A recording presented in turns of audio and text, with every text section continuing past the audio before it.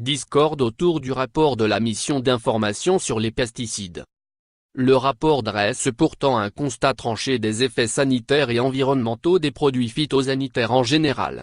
Citant l'expertise collective de l'Institut national de la santé et de la recherche médicale, INSERM, la mission relève des associations entre l'exposition professionnelle à des pesticides et certaines pathologies, comme la maladie de Parkinson, le cancer de la prostate et des cancers hématopoïétiques, lymphome non-Hodgkinien, myélome multiple. Des risques existent aussi pour le développement de l'enfant lorsque les expositions à certaines de ces substances surviennent au cours des périodes prénatales, périnatales et lors de la petite enfance, ajoutent les parlementaires.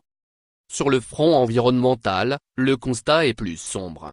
La mission constate une pollution presque générale de l'air et des eaux, note que la contamination des sols touchés est entretenue par des traitements massifs et répétés, et produit des effets à long terme. Plusieurs études récentes montrent, sans doute possible, les dégâts que leur large utilisation a occasionnés, ajoutent les parlementaires. Les plus visibles sont d'une ampleur alarmante: plus de 75% de la biomasse des insectes a disparu en 27 ans. La mission note leur quasi-disparition à certains endroits, créant des ruptures en cascade dans les chaînes alimentaires, menaçant ainsi d'autres espèces à l'extinction. À commencer par les oiseaux, victimes directes ou indirectes des pesticides, dont la population a diminué de 30% en à peine 15 ans, précise le rapport. Lire aussi. Le déclin massif de la biodiversité menace l'humanité.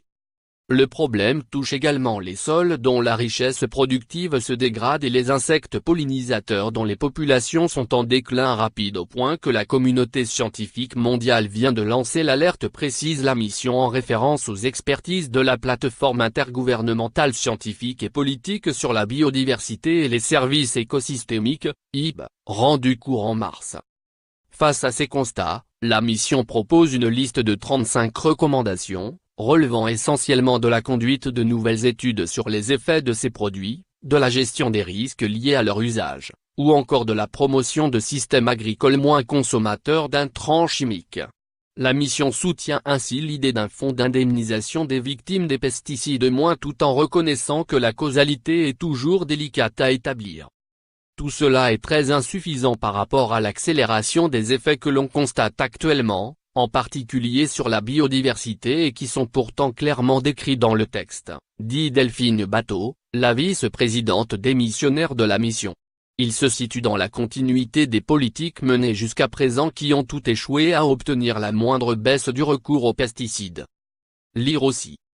La dégradation des terres a atteint un stade critique. La seule mesure d'interdiction préconisée par la mission concerne ainsi les utilisations du glyphosate comme dessicant, c'est-à-dire directement sur certaines céréales, afin d'en hâter la maturation et donc la récolte.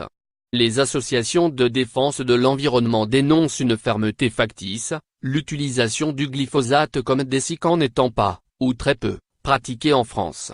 Fin 2017, Emmanuel Macron avait annoncé que la France sortirait du glyphosate en 3 ans, mais l'annonce avait été tempérée par Nicolas Hulot, le ministre de la Transition écologique et solidaire, a laissé entendre, en février, que des dérogations pourraient être octroyées. Le rapport est hors des clous de la feuille de route du gouvernement, qui est elle-même insuffisante, tempête Madame Batho. Il est parfois aussi en deçà du récent rapport de l'Inspection générale des affaires sociales, qui recommandait par exemple l'interdiction de certaines substances parmi les plus problématiques, alors que la mission ne recommande sur ces mêmes produits que la conduite de nouvelles études. De son côté, la Fédération nationale des syndicats d'exploitants agricoles, FENSA, est satisfaite du texte.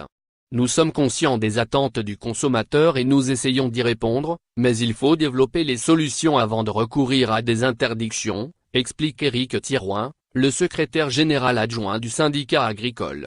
Il nous semble que c'est l'esprit de ce rapport et que c'est le meilleur moyen de répondre, en fin de compte, aux demandes de la société. Nous pouvons cependant avoir quelques réserves, notamment sur la proposition d'un label zéro pesticide, sans pesticides de synthèse, puisqu'il existe déjà un label agriculture biologique. Stéphane Foucard.